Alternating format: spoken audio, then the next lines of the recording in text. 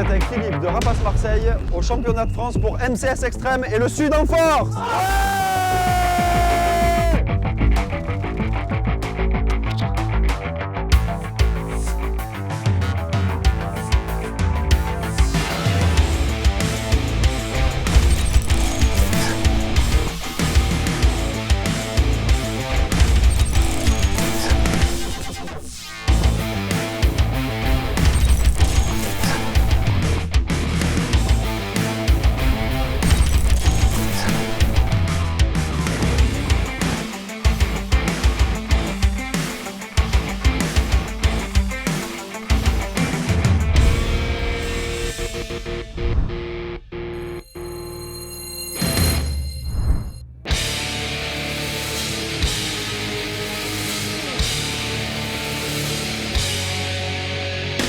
Bienvenue dans ce troisième et ultime épisode de Paintball Elite.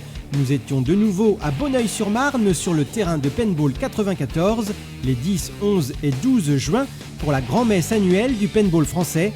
Pas loin de 500 paintballeurs se sont donné rendez-vous afin de défendre les différents formats de jeux existants. 3 jours de luttes acharnées pour tenter d'obtenir sa place au prestigieux championnat élite. Seuls 2 d'entre eux obtiendront le précieux sésame, et vous le savez désormais, cela se fera au détriment des 2 relégables du championnat élite. Qui va monter? Qui va descendre? Carnage verra-t-il ses efforts récompensés? Tonton va-t-il s'incliner? Réponse en 26 minutes au cœur du championnat de France de paintball.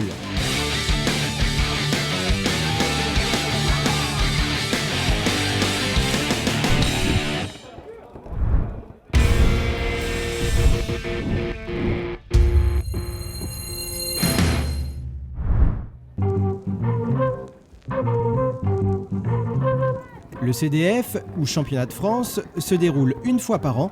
Sorte de play-off du paintball français, il voit les meilleures équipes des ligues régionales s'affronter selon différents formats de jeu.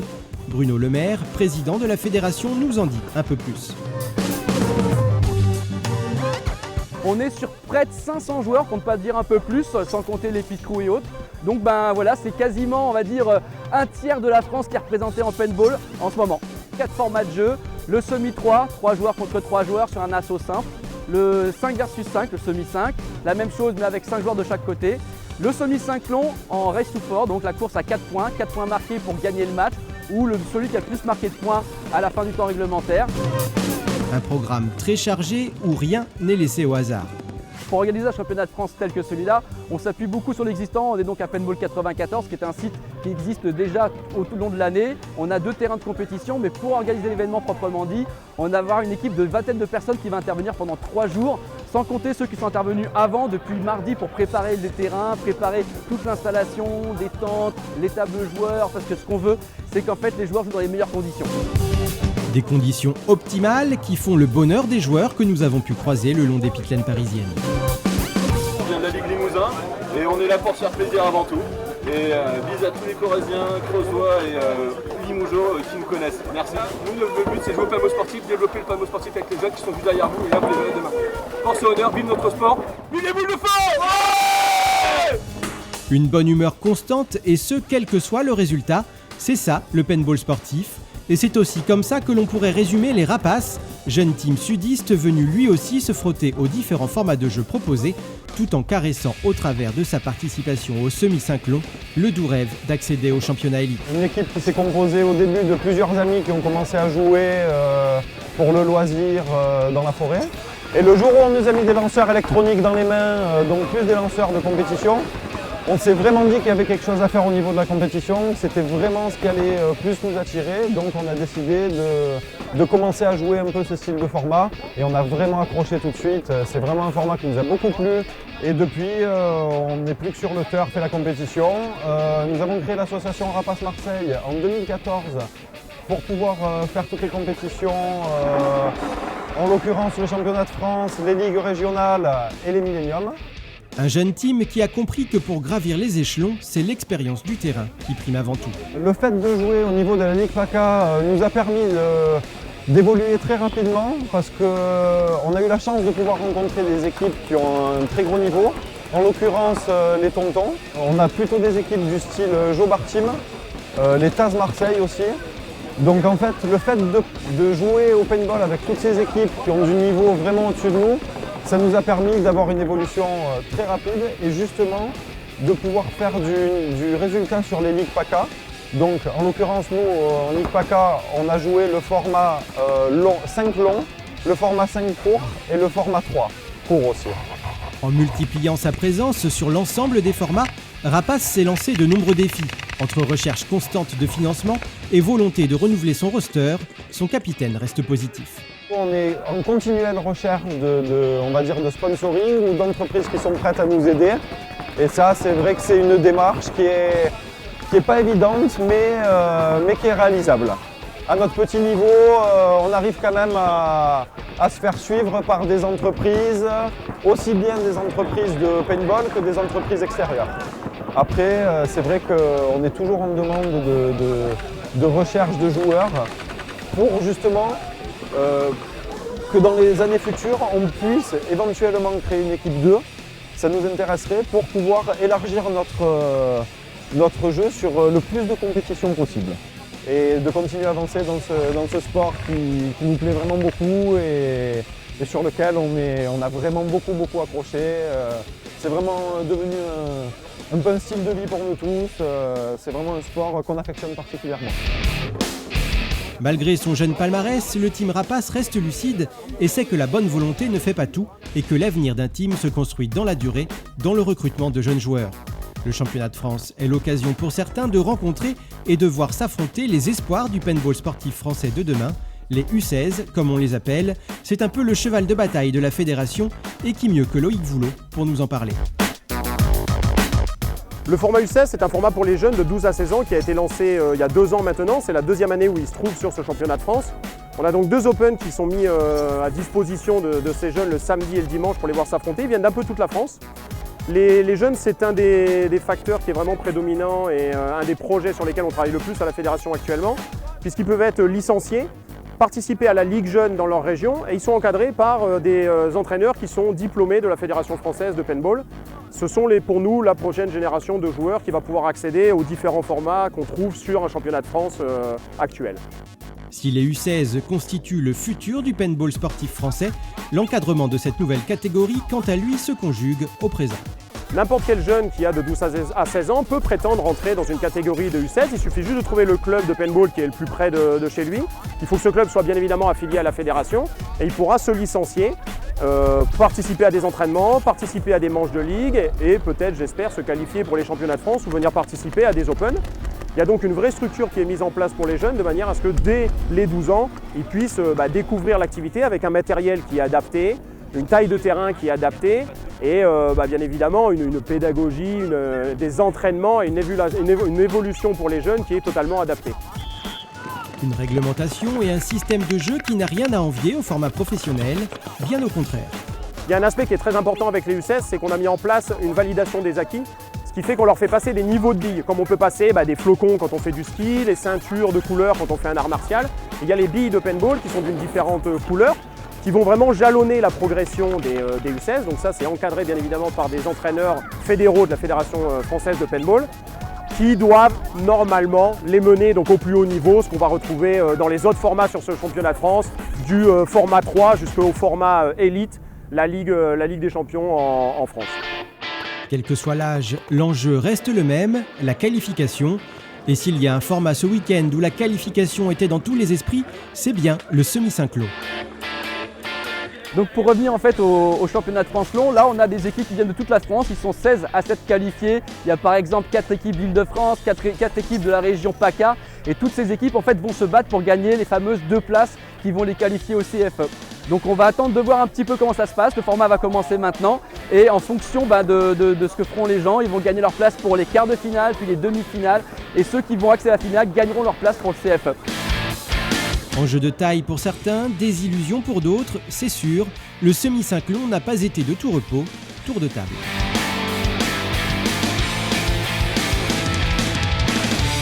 On a a quelques ambitions parce qu'on a réussi à finir 6ème l'année dernière, donc on essaye de faire aussi bien, mais il y a du très haut niveau. Les Toxiques, les Pirates, les Damir Day qui n'étaient pas l'année dernière, donc ça nous a fait aussi faciliter la tâche. Le but c'est de pouvoir faire le plus de victoires possible pour arriver sur le podium. Et pareil au Gelon, c'est un peu différent par contre, c'est les phases de poule, on a 3 matchs obligatoires. Après si on arrive dans les 2 premiers de la poule, on peut passer la phase de cut, et on passe en quart, on passe au 8ème, on passe en quart, en demi. Le début du CDF est très compliqué. On est dans nos matchs, on n'arrive pas à finir, c'est ça le problème. Je pense que ça vient surtout d'un gros manque d'expérience de l'équipe au plus haut niveau. C'est juste à travailler, mais dans l'ensemble on s'amuse bien, l'ambiance est bonne. On a passé un CDF, première journée plutôt mitigée, 3 victoires et 7 défaites. On était venus pour ne pas faire faillir, l'essentiel c'est de se faire plaisir. C'est la deuxième journée où on est là, franchement super ambiance. Hier, les résultats un petit peu mitigés, on a fait un peu moitié-moitié, en gagné et en perdu. Mais là, on pense à une bonne journée avec premier point de gagné.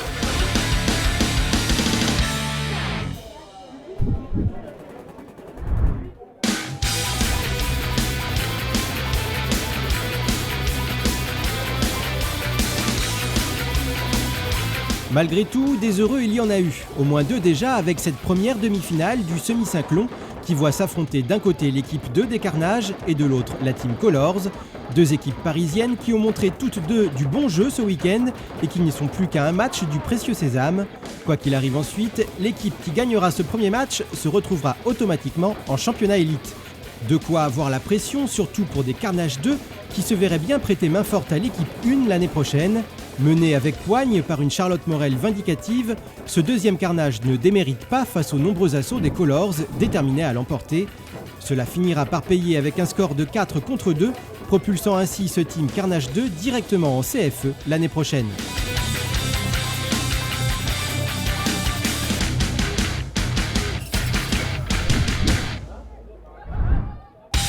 À voir les sudistes de Family bouger aussi vite, on se croirait presque en CFE, en plein match des tontons. La comparaison n'est pas anodine, étant donné que les Family de Puget, c'est en quelque sorte l'équipe 2 des tontons. 2 demi-finales qui comportent chacune une équipe 2 d'un des leaders du championnat élite. À ce stade, ce n'est plus du paintball, mais une partie d'échecs. Autant vous dire qu'avec Pascal Auxerre à la baguette, c'est à une véritable expédition punitive que se livrent les Family. Et c'est les Parisiens du team Toxique qui en font les frais. D'abord menés, les Family reprennent la main et accèdent ainsi au CFE tant convoité. Si les 2 équipes sont quoi qu'il arrive qualifiées pour le CFE l'an prochain, celles-ci restent plus que motivées à vouloir accrocher le trophée de champion de France 2016 à leur palmarès. Et c'est bel et bien à une répétition de ce qui nous attend en haut de tableau CFE à laquelle on assiste cet après-midi. Le rouleau compresseur sudiste va-t-il avoir raison des méritants Carnage 2 ? Pas si sûr, car tel l'anti-héros Marvel, ce Carnage 2 semble, tout comme son aîné, avoir la peau dure. Malgré la déflagration des billes incessantes, ça s'accroche. Par un score de 4-3, Carnage 2 confirme tous les espoirs placés en lui et devient ainsi le nouveau champion de France 2016.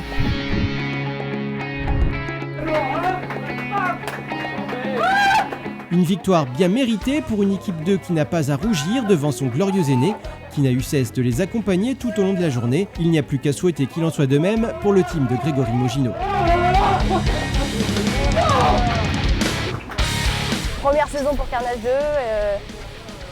2 et nouveau collectif, que demander de mieux, on monte direct la division supérieure, on est aux anges, voilà. Allez, voilà, j'ai un petit carnage.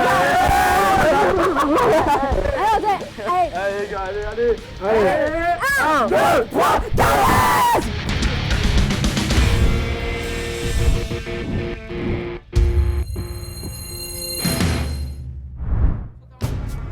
À peine le temps de savourer la victoire des Carnage 2 qu'il est l'heure pour nous d'aller prendre la température au sein du championnat élite pour cette ultime étape.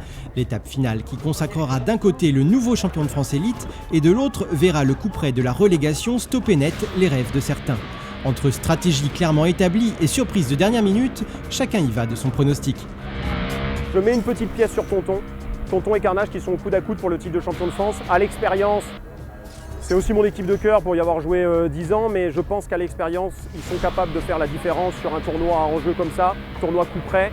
Je pense qu'ils ont les armes pour aller au bout, même si Carnage est un très sérieux prétendant. Et c'est vraiment l'équipe parmi ces deux-là qui ira le plus loin dans le tournoi, qui sera champion de France, mais je mets une pièce sur tonton. D'un point de vue de la relégation, je ne peux même pas m'avancer.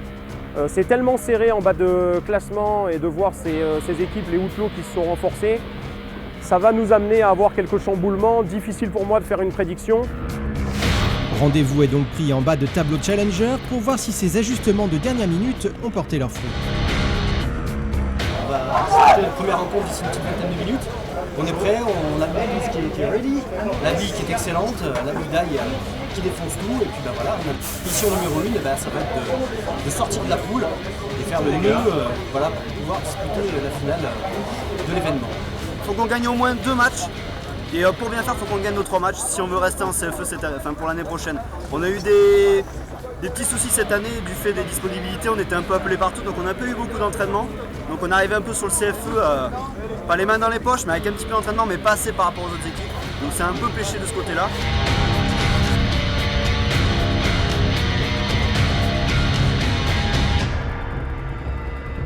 On commence cette division de Challenger avec un match des plus intéressants opposant le team valentinois Outrage aux Pirates bordelais.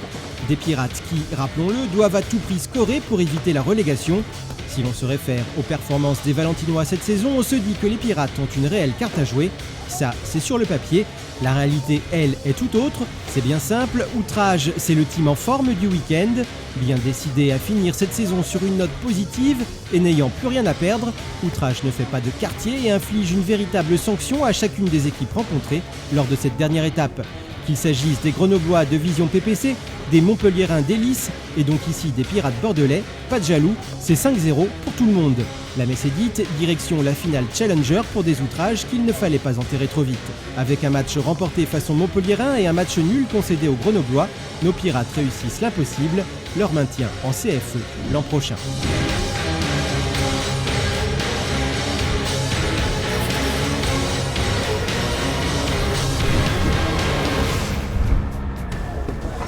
Donc là, on sort du match contre Druide, on était chaud, ça s'est mal passé pour nous, on va continuer sur cette lancée et sauver sur la saison et continuer comme ça. Pour nous, c'est la manche du désespoir, il faut qu'on fasse tout pour essayer de rester, donc ça va être très difficile. Il va falloir qu'on gagne tout, qu'on montre qu'on en a et que ça envoie. Voilà. Il faut que nos sponsors soient fiers de nous et que nous-mêmes on soit fiers de notre équipe.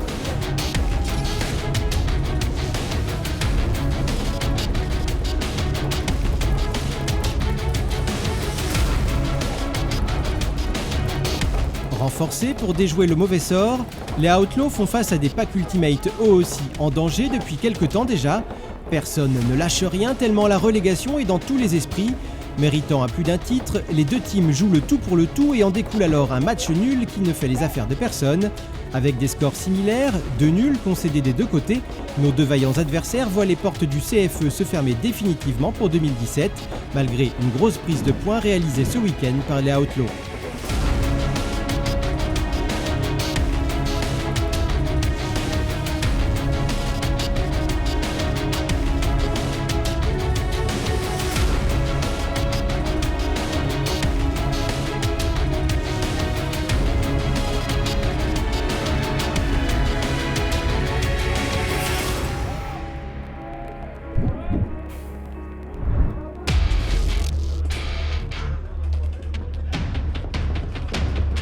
Beaucoup de surprises donc, avec notamment le maintien des Pirates en CFE l'an prochain. En est-il de même en milieu et haut de tableau? Réponse des principaux intéressés.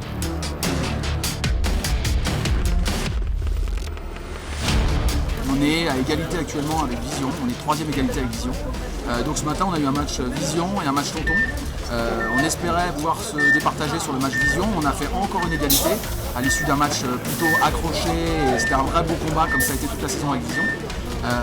Maintenant on a fait une égalité donc ça va être le résultat de Vision et nos résultats aujourd'hui qui vont faire la différence avec les équipes qu'on affronte après. L'équipe joue bien, on a une bonne stratégie, le but du jeu c'est d'essayer d'aller gagner le tournoi comme à chaque fois avec Tonton. De toute façon notre seul objectif c'est d'essayer de gagner chaque tournoi et là je pense qu'on Ça joue pas mal en poule, on verra cet après-midi en phase finale. Mais pour le moment c'est pas mal. Je suis dans le match alors c'est un peu mouvementé, mais tout va bien. Là on vient de perdre donc, notre deuxième match, on a gagné notre premier 5-0 contre Triade, donc agréablement surpris pour une équipe parisienne, un jeu différent par rapport à nous qui sommes sudistes. C'est plutôt une bonne journée. On a la quasi-certitude de se conserver en pool pro, donc voilà, c'était l'objectif normalement est rempli. On est mené 4-1, ça va en 5 points, il reste plus que 3 minutes de jeu, on accroche un peu ce point, mais ils sont mieux, donc c'est compliqué pour nous là. Voilà, il y a un point où par contre on devait surprendre, ils ont mis un M qui nous a explosé tout d'un côté, tout les recalages, on ne l'avait pas annoncé. Voilà, mais mis à part ce point, tout s'est bien passé et tout le monde est en forme et on a envie de gagner. Alors on y va.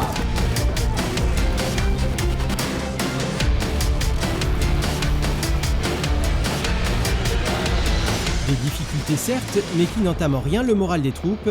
Direction les demi-finales.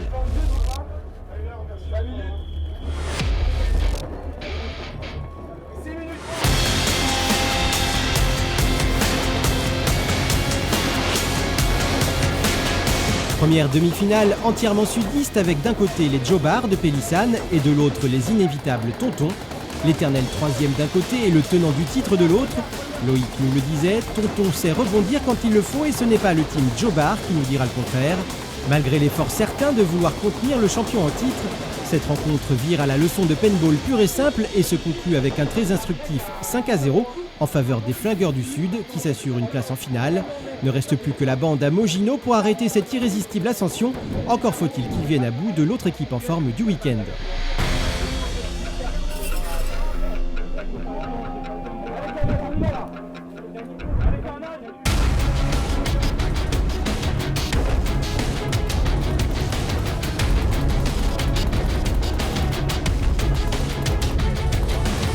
Si Outrage était l'équipe en forme du côté de Challenger, ici c'est bel et bien les sections Paradise qui déjouent tous les pronostics depuis quelques matchs. Mais cela suffit-il à inquiéter le leader du championnat élite 2016 ? Contre toute attente, la réponse est oui. Malgré l'envie et les efforts fournis par Carnage, rien n'arrive à stopper un section Paradise en état de grâce, qui anéantit via un cinglant 5-1 tout espoir de couronnement du côté de la bande à Mogino. Une grosse surprise que personne n'avait vu venir, les sections Paradise gagnent leur billet pour la finale du jour.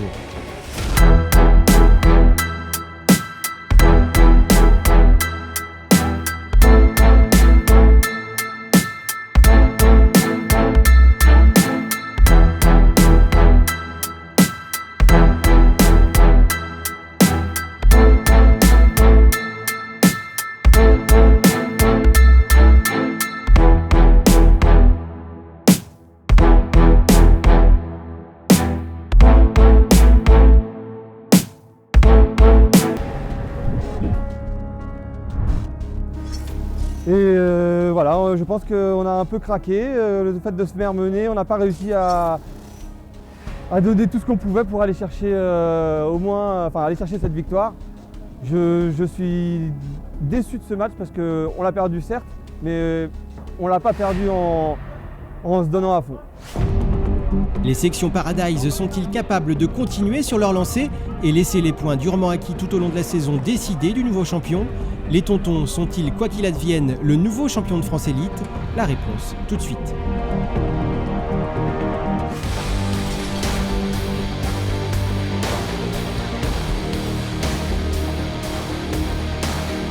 Si d'entrée de jeu, le doute ne fait pas longtemps illusion, tant les Tontons se déploient rapidement et efficacement, les sections Paradise ne déméritent pas, réussissant à arracher 3 points aux favoris. Pas suffisant pour inquiéter un Tonton des plus déterminés à prendre possession à nouveau du titre tant convoité. Les sections Paradise s'inclinent 3 points à 5 face au nouveau champion de France élite.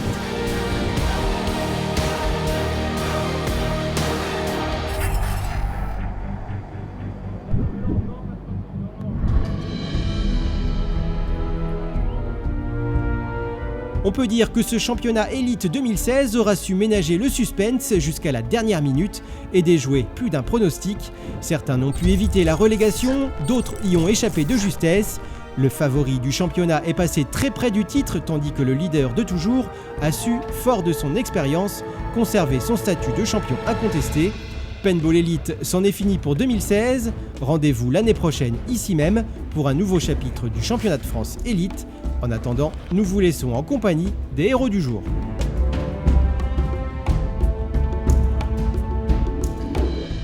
Un des plus gros matchs qu'on a eu, c'est contre GK.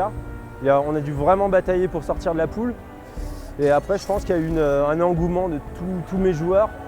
Et ça s'est très bien passé contre Camp Carnage.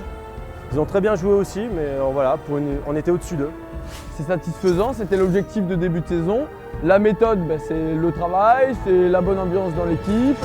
On essayait de mettre en place quelque chose de cohérent.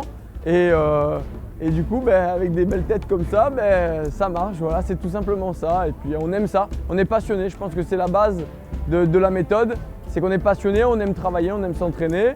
Et on peut voir, puisque tout à l'heure tu m'en parlais, qu'avec Family aussi qui a fini second, on a été sur un podium. Et on applique la même méthode. On travaille, on s'amuse. Et puis j'essaie de les encourager, voilà, du mieux que je peux.